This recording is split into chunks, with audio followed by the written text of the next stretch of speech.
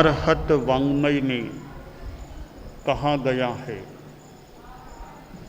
विनयम्पि जो उवा एणे चो इओ कुप्पई नरो दिव्यम सो श्री मेज्जंती दंडेन पड़ी से है। आगमकार ने एक सुंदर शिक्षण मानो प्रदान किया है। एक आदमी के घर में दिव्य लक्ष्मी प्रवेश करना चाहती है। गृहस्थ के लिए लक्ष्मी का समावेश प्रवेश मूल्यवान होता है। लक्ष्मी की पूजा की जाती है। दीपावली से संबद्ध लक्ष्मी पूजन, और आदमी मन से कितना अपने परिवार में, अपने घर में लक्ष्मी का निवास चाहता होगा। आदमी धन के रूप में, वैभव के रूप में लक्ष्मी को चाहता है, पर मैं एक लक्ष्मी का दूसरा रूप भी देखता हूं।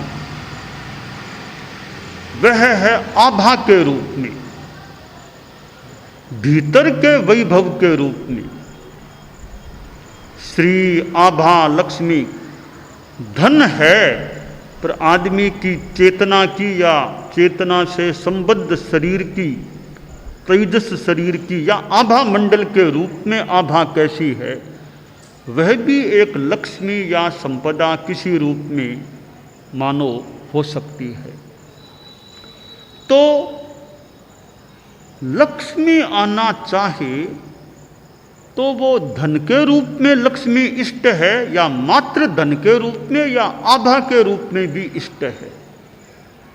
सेठ रात्रि में सो रहा था। कई बार आदमी को रात में सपना भी आ जाता है, और सपने में एक कोई दिव्यांगना, दिव्य मूर्ति मां के रूप में दिखाई दी।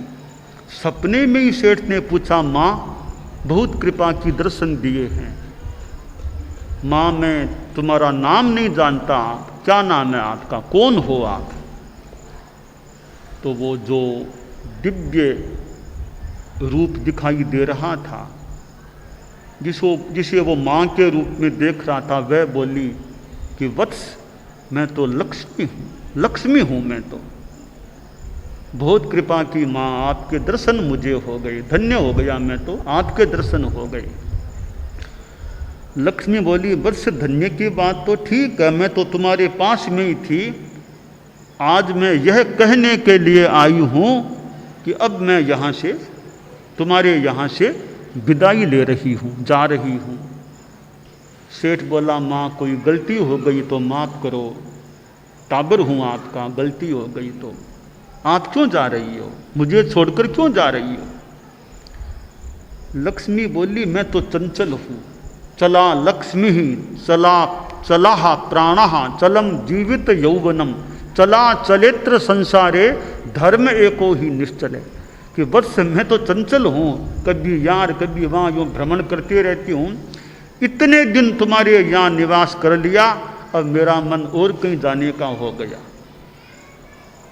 सेठ बोला, मां ठीक है, जैसे आपकी विधि विधान व्यवस्था हो, फिर कभी दर्शन देना पधारना, आपकी कृपा बनी रहे। और जैसे आपकी सुविधा हो, मैं रोकने वाला तो कौन हूँ, रोकने से आप रुकेंगे भी तो थोड़ी मेरे कहने से। तो आपके जैसे सुविधा आप पधारिए, जब कभी पर मेरा यह पुनरागमन आए, आपका गमन पुनः आगमन के लिए है, यह मेरा निवेदन है, फिर कभी कृपा करना। स्वप्न समाप्त हो गया, फिर नींद भी टूट गई। सवेरा हुआ, सेठ उठ गया, फिर दिन बीता, फिर रात को सोया। आज भी एक सपना आया। आज सपने में एक दिव्य महापुरुष, दिव्य पुरुष दिखाई दिया। बहुत सौम्य आकृति वाला शांत मुद्रा में पुरुष दिखाई दिया। तो सपने में सेठ ने कहा, परम पिता बड़ी कृपा की, दर्शन दिए आपने, आपका नाम नहीं जानता, आपको परम पिता तो मानता हूं, आपका नाम नहीं जानता, क्या नाम है आपका? तो वह दिव्य पुरुष बोला कि मेरा नाम तो सच्चे से सत्य पुरुष है, मेरा नाम सत्य पुरुष। बहुत कृपा की, आपके दर्शन हो गए मुझे, और क्या चाहिए? भगवान के दर्शन हो गए। साच बरोबर तप नहीं, झूठ बरोबर पाप, जाके हृदय साच है, ता हृदय प्रभु आप। तो आप तो भगवान के मानो रूप हैं, आपके दर्शन हो गए, धन्य हो गया। तो वह महापुरुष दिव्य पुरुष बोला, मैं अब तुम्हारे यहाँ था, अब मैं यहाँ से विदाई लेना चाहता हूँ। तो सपने में ही वो सेठ उस दिव्य पुरुष के चरणों में गिरा कि भगवान आपको नहीं जाने दूंगा, माँ तो चली गई कोई बात नहीं, आपको नहीं जाने दूंगा, मैं चरणों में गिर गया हूँ आपके, आपको मेरे पास रहना पड़ेगा। बहुत आग्रह किया कि आप मुझे स्वीकृति फरमाओ कि आप मेरे या आप मेरे में रहोगे, मेरे पास नहीं, आप मेरे में रहोगे, यह मुझे आप स्वीकृति प्रदान करो। कहा भैया आप चले जाऊं, बहुत दिन रह गया, अब जाऊंगा नहीं, हम भगवान आपको नहीं जाने दूंगा, आप तो व्यापक रूप हैं, आप जहां चाहो वहां रह सकते हो, तो मुझे आप छोड़ो मत, आप सब जगह रहो, मुझे मत छोड़िए, आप स्वीकृति फरमाओ, वरना पांव नहीं छोड़ूंगा मैं आपका। इतना आग्रह किया विनय पूर्ण। तो वह दिव्य पुरुष बोला, ठीक है मेरी स्वीकृति है, मैं तुम्हारे पास का तुम्हारे में रहूंगा। बड़ी कृपा की। सपना पूरा हुआ, रात बीत गई, फिर दिन बीता, फिर रात आई, फिर सोया, फिर एक सपना आ गया। फिर सपने में वो दिव्य देवी दिखाई दी। सपने में देखा कि माँ बड़ी कृपा की, आपने तो कहा था नहीं मैं विदाई ले रही हूँ, जा रही हूँ, और मैंने भी कहा भी आपके जैसे मर्जी, मैं तो चाहूँगा यहीं रहो, पर पुनरागमनाय, लगता है वो मेरा शब्द था पुनरागमनाय। आप एक दिन 2 दिन के लिए गई होगी, वापिस पधार गई, बड़ी कृपा की, बहुत कृपा की। तो देवी बोली वर्ष में गई ही नहीं थी, मैं तो यहीं, अभी तो गई नहीं, मैं यहीं हूँ, तो बहुत कृपा, यहीं रहो ना आप, क्यों? तो बस अब मैं जा नहीं सकती, जाना चाहती तो ठीक, अब चली जाऊं, अब मैं जा नहीं सकी, जा नहीं पाई, नहीं जा सकूंगी जब तक, क्यों? कि जब तक सत्य महापुरुष रहेंगे तब तक मैं भी तुमको नहीं छोड़ना चाहूंगी। तुमने सत्य महापुरुष को, परम पिता को अपने में रख लिया, तुम्हारे आग्रह से वो रह गए, तो वे जहां हैं तो फिर मैं भी नहीं जा सकती। कहा मां बस बड़ी कृपा, परम पिता भी विराजे, आप भी मेरे घर में ही रहो, और घर में ही नहीं, मुझे केवल पैसा नहीं चाहिए, वो तो एक छोटी बात है, आप लक्ष्मी हैं तो लक्ष्मी, श्री, आभा, आप मेरे आभा के रूप में रहो, मेरे चरित्र की आभा, मेरी साधना की आभा, मेरे सदाचार की आभा, मेरी उदारता की आभा, मेरे उदात्तता की आभा, मेरे विचारों की आभा, मेरे आचार की आभा, विभिन्न अवयवों के रूप में, मेरी आभा के रूप में आप विराजमान रहो। बस आपने स्वयं ने अपने आप ही फरमा दिया आप यहीं रहोगी, तो मेरे लिए तो परम आत्मतोष की बात है कि परम पिता भी मेरे में है और आप भी मेरे पास रहने वाली।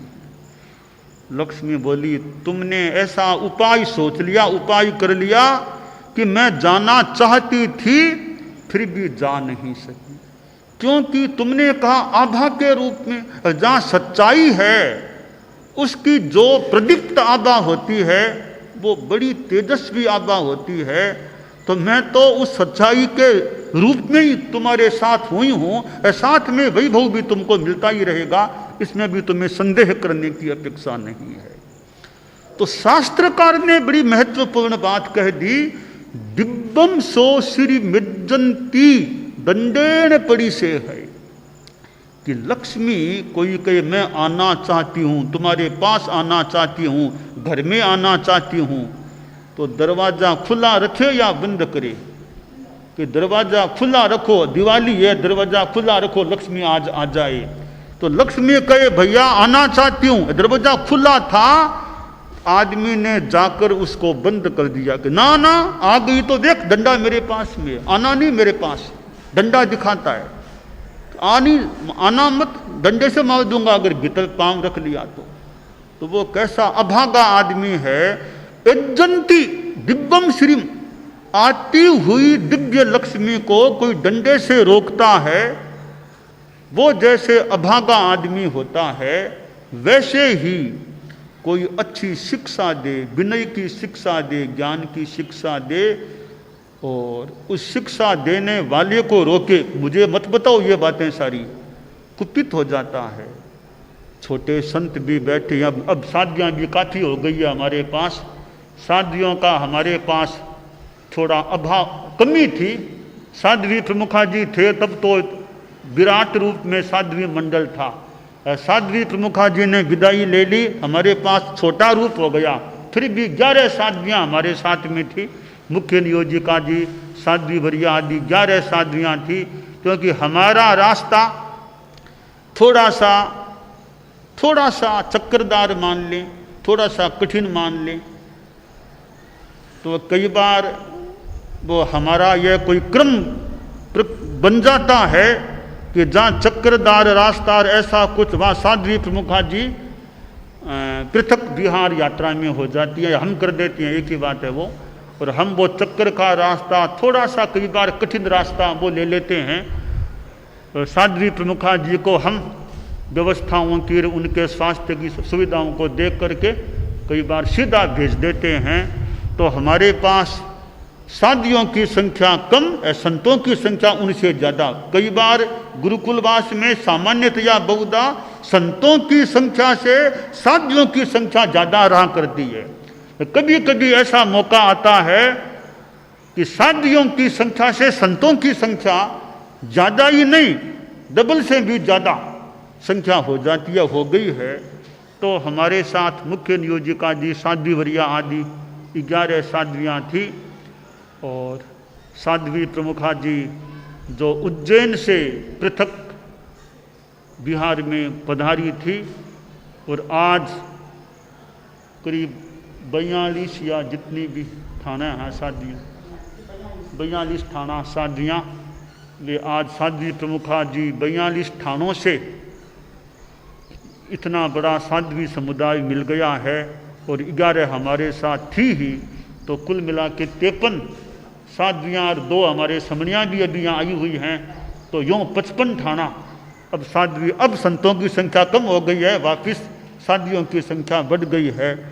तो साध्वी प्रमुखा जी इस बार के शेष काल में बार बार हमसे पृथक विहार में, वो नियति कह दें, प्रकृति कह दें, स्थिति कह दें, परिस्थितियाँ कह दें, कि पृथक विहार करना पड़ रहा है या हो जाता है, और कई बार चाहे न चाहे जो भी स्थिति हो पृथक विहार हो जाता है। तो इस बार भी ये इंदौर और उज्जैन के बाद से साध्वी प्रमुखा जी का पृथक विहार हो गया, और वो किसी के लिए अनुकूल हो न हो, और किसी के लिए अनुकूल काम हो भी सकता है।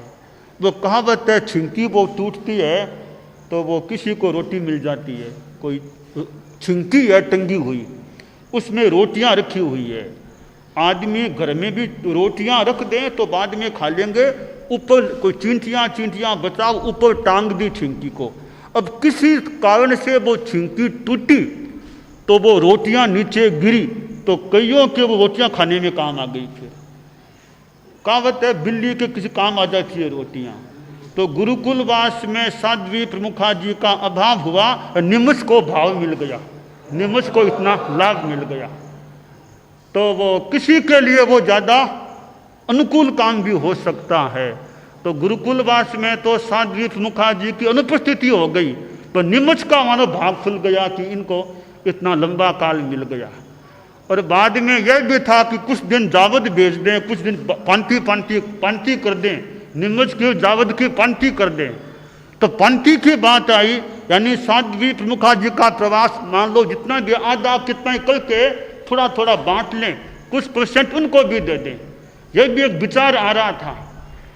तो अभी पंक्ति कैसे करें, पंक्ति की बात भी आ गई। हमने एक पंक्ति का दूसरा तरीका निकाल लिया। दो, हमने एक तरह से काल्पनिक कर दें, दो पंक्तियां हमने कर दी कि एक पंक्ति में साध्वी प्रमुखा जी का पूरा मान ले, मोटा मोटा पूरा प्रवास, एक पंक्ति में हमारे एक के बदले 2 दिन, 2 पंक्तियां लगा दी। वो एक पंक्ति निमज को और एक पंक्ति दाऊद को दे दें, तो 2 पंक्तियां एक तरह से काल्पनिक रूप में मान लो कि, तो हमने 2 पंक्तियों का बंटवारा कर दिया कि साध्वी प्रमुखा जी वाली पंक्ति निमज को और हमारी वो पंक्ति दाऊद को, ऐसे 2 पंक्तियां हमने कर दी हैं। तो इस प्रकार बंटवारा हमने किया। तो खैर, इस ऐसी पंक्ति होने से लाभ हमें यह लगा कि साध्वी प्रमुखा जी से हमारा मिलना थोड़ा सा पहले हो सकेगा, वो थोड़ा हमें मिलना हमारा पहले हो जाएगा। साध्वियों का चिकित्सा आदि का काम भी एक जगह अपना आराम से हो जाए। तो जो भी हो, ऐसी व्यवस्था की। तो आज साध्वी प्रमुखा जी का पादार्पण यानी समावेश गुरुकुलवास में हो गया है। और साध्वी प्रमुखा जी के होने से, जैसा अभी मुनि दिनेश जी ने कहा कि गुरुकुलवास में मतलब और वो थोड़ा वो हो जाता है, एक रूप और ज़्यादा थोड़ा हो जाता है। तो साध्वी प्रमुखा जी के होने से, क्योंकि हमारे धर्म संघ में साध्वी समुदाय में सर्वोच्च है, वैसे भी आपका अपना है, तो गुरुकुलवास भी आज और ज़्यादा मानो खिल गया है। गुरुकुलवास की बगिया में और ज़्यादा फूल मानो खिल गए हैं। तो साध्वी प्रमुखा जी का पधारना हो गया।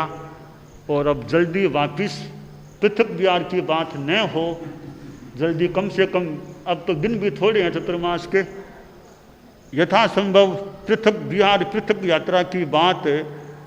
बाकी तो कम से कम अब भीलवाड़ा सामने ही मानते हैं, तो चतुर्मास और सब सानंद हो। भीलवाड़ा का चतुर्मास, साध्वी प्रमुखा जी का, हम सभी का वहाँ अच्छा प्रवास हो और सब जितना अच्छा आत्मकल्याण अध्यात्म आदि आदि का प्रचार प्रसार जितना हो सके।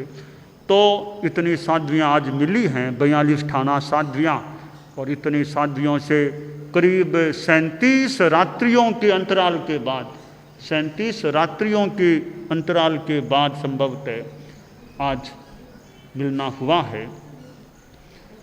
क्योंकि 29, 30, 31, 1, 2, 3, 4, 7 और 30, 37 रात हो जाती है। तो बहुत अच्छा है कि अब गुरुकुलवास में इतनी साध्वियों का, साध्वी प्रमुखा जी आदि का समावेश हो गया है। हमारे साथ मुख्य मुनि आदि संत थे ही, और मुनि श्री उदित कुमार जी, स्वामी मुनि दिनेश जी, योगेश जी, कोमल जी आदि को भी हमने पृथक विहार में भेज दिया था। और आपसे, संतों से रतलाम में हमारा मिलना हो गया।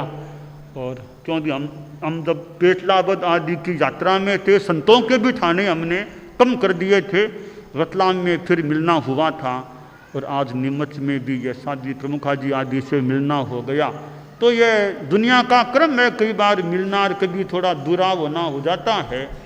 तो मिलना बिछुड़ना तो एक व्यवस्थागत या अपेक्षा की बातें होती है, पर जहाँ वो अध्यात्म का मिलन है, वो तो हमेशा ही अपने रूप में अध्यात्म का, आत्मा से आत्मा का मिलन वो होता रहे। तो शास्त्रकार ने जो कहा है कि दिव्यम सोशिरी मेजंती दंडेन परिसे है, कि कोई दिव्य लक्ष्मी आना चाहे, प्रवेश करना चाहे, उसको डंडे से रोके कि ना आना मत, डंडे से रोके।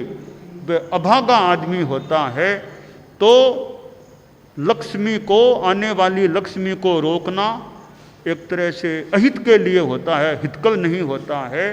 तो हमारे संत भी हैं, साध्वियाँ भी हैं, छोटे भी हैं, कुछ बड़े भी हो सकते हैं। तो हमारे पास वो मानो अध्यात्म की लक्ष्मी आना चाहे, कोई हमें शिक्षा दे, ज्ञान दे, छोटे संतों को, बड़े संत या जो भी कोई अच्छी शिक्षा दे, ज्ञान दे, या कोई गुस्से में आ जाए कि मुझे ये बातें मत बताइए, मुझे मत बताइए, नहीं चाहिए मुझे, तो वह तो भाई अच्छी बात नहीं है। तुम्हें लक्ष्मी मिल रही हो, लक्ष्मी को रोकने की चेष्टा तो हमें नहीं करनी चाहिए। तो यह लक्ष्मी है, वो एक दुनिया की एक शक्ति है।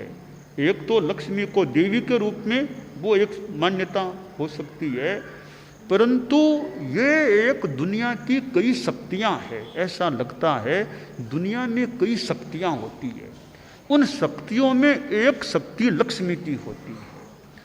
तो लक्ष्मी एक ताकत है, एक शक्ति है। वो शक्ति भी आदमी को चाहिए, आदमी के पास वो भी लब्धि होनी चाहिए।